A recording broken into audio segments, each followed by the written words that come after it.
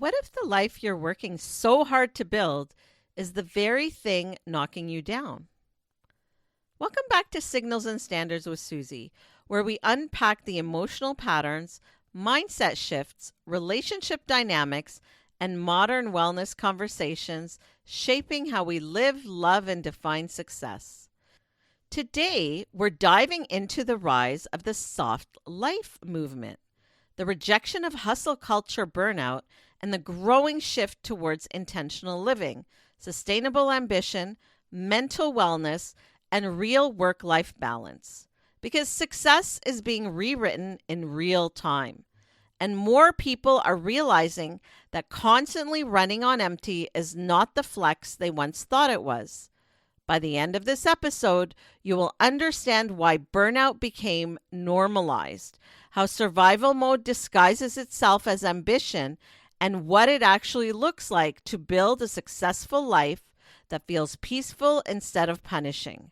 So settle in, exhale a little, and stay with us.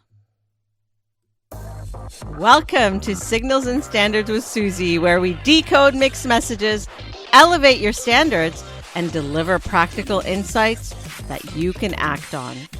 I'm your empowerment coach, Suzie, here to guide you from confusion to clarity, helping you reclaim your power and create the relationships and life you deserve.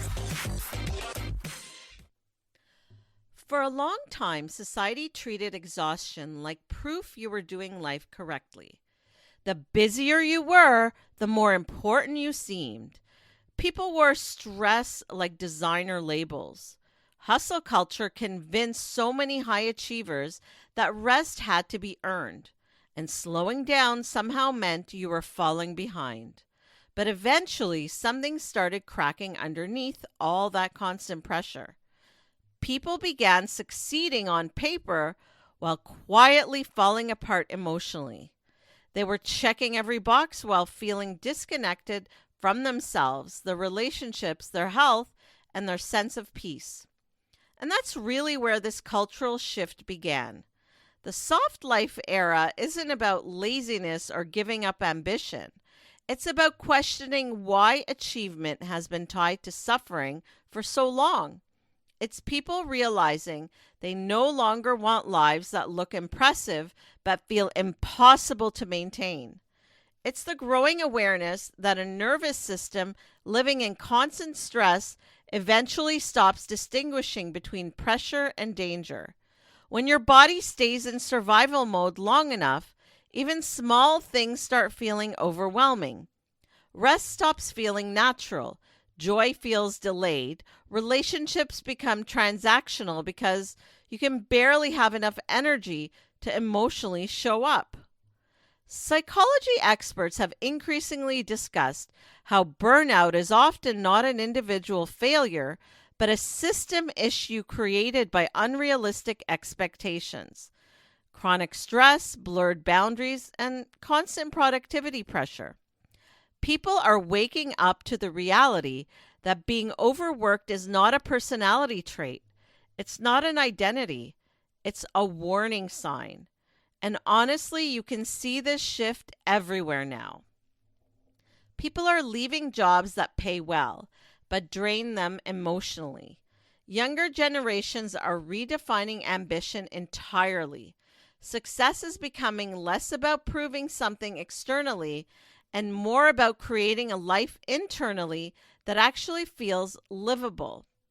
The conversation has moved from how much can I produce to what is this lifestyle costing me mentally, emotionally, physically, and relationally? That's a massive shift. Because for years, many people built their identities around endurance. They became the dependable one, the strong one, the one who could carry everything. But eventually, carrying everything starts carrying you.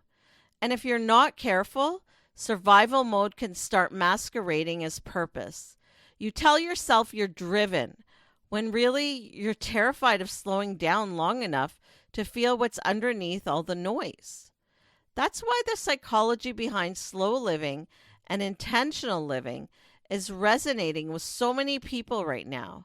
Slow living doesn't mean doing nothing. It means becoming more conscious about what deserves your energy. It's removing the unnecessary urgency from every corner of your life. It's choosing sustainability over self destruction. Think about how many people wake up already mentally behind before the day even starts. Emails, notifications, deadlines, pressure, comparison. The constant sense that if you pause, you'll lose momentum, or maybe that you'll miss out. But human beings were never designed to operate like machines without emotional consequences. Even high performers need emotional safety, connection, quiet, and recovery. And relationships are deeply affected by this too. Burnout changes how people communicate. It changes patience levels, intimacy, presence, emotional availability. When someone is constantly depleted, they often stop relating from authenticity and start reacting from exhaustion. That's why so many people are beginning to prioritize peace in relationships over performance in relationships. They no longer want connections where love feels like emotional labor or where worthiness has to be constantly proven. The soft life movement is also exposing something deeper. Many people were chasing external validation disguised as ambition. Sometimes the need to constantly achieve isn't about passion at all. It's about finally feeling enough. Enough money, enough status, enough recognition, enough approval. But the difficult truth is this: if your self worth is attached to productivity, rest will always feel uncomfortable. And that's why redefining success becomes such a personal process. Here's something I want you to try this week. Take 10 quiet minutes with no distractions and write down the version of success you've been chasing. Then, beside it, write what that version has been costing you emotionally, mentally, physically, or relationally. Be honest. Maybe it's your sleep, your peace, your health, your presence with people you love. Then ask yourself one powerful question. If nobody was watching, would I still want this life exactly as it is? That question reveals so much, because sometimes we're not pursuing what truly fulfills us. We're pursuing what earns approval. Real alignment starts when your outer life stops contradicting your inner truth. For some people, success now looks like having enough energy left at the end of the day to enjoy their actual life. For others, it's creating boundaries without guilt. It's choosing careers aligned with values instead of appearances. It's protecting mental wellness. It's saying no without over-explaining. It's building routines that support the nervous system instead of constantly overwhelming it. Modern ambition is becoming less about intensity and more about longevity. One of the most powerful things happening right now is that people are beginning to understand that peace is productive too. Not every season of life needs to feel like survival.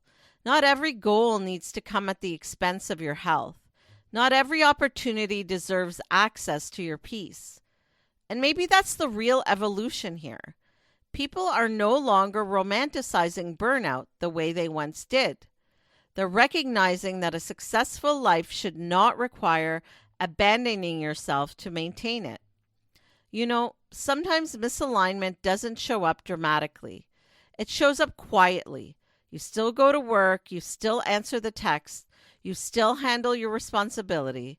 From the outside, everything looks functional, but internally, you feel emotionally disconnected from your own life. And that feeling matters more than people realize. Your exhaustion is not always a sign that you need to push harder. Sometimes it's a sign that something about the way you're living is no longer aligned with who you are becoming. If every achievement leaves you emptier instead of more fulfilled, pay attention to that.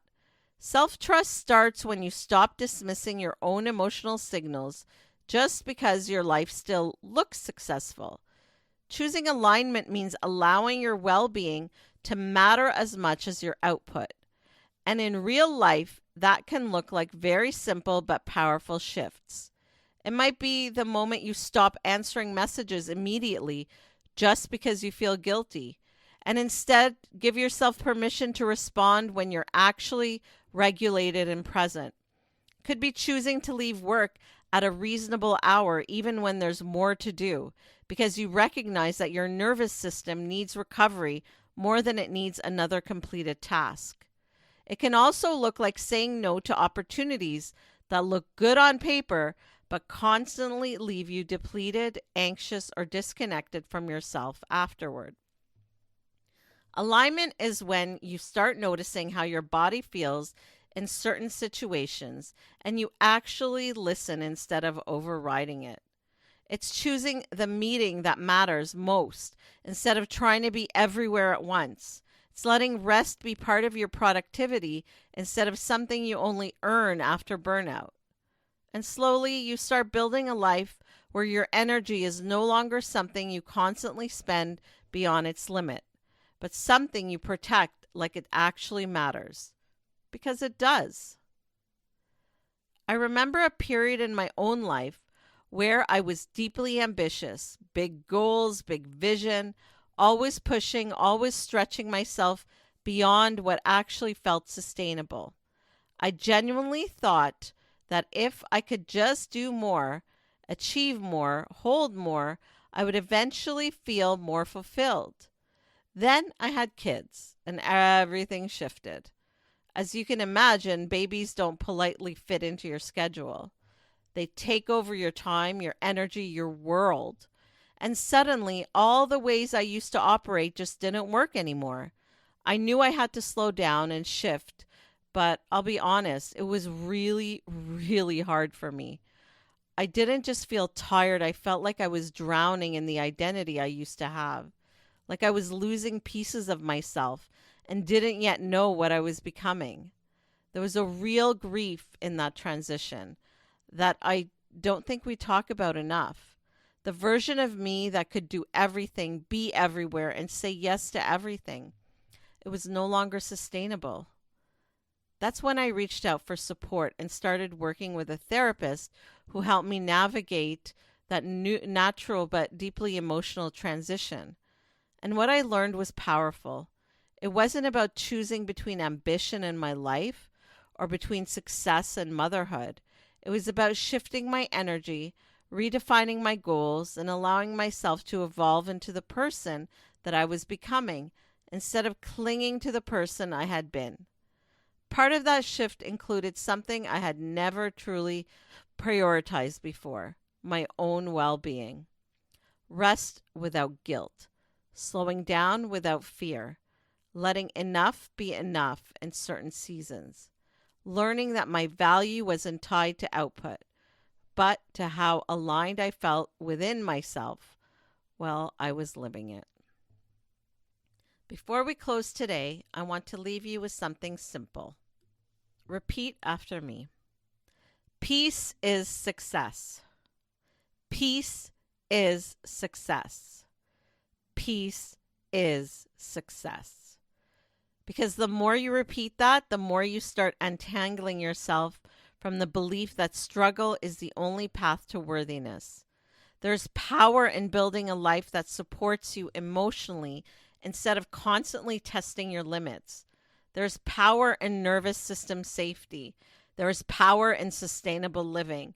And there is real freedom in realizing you don't have to suffer endlessly to deserve a meaningful life.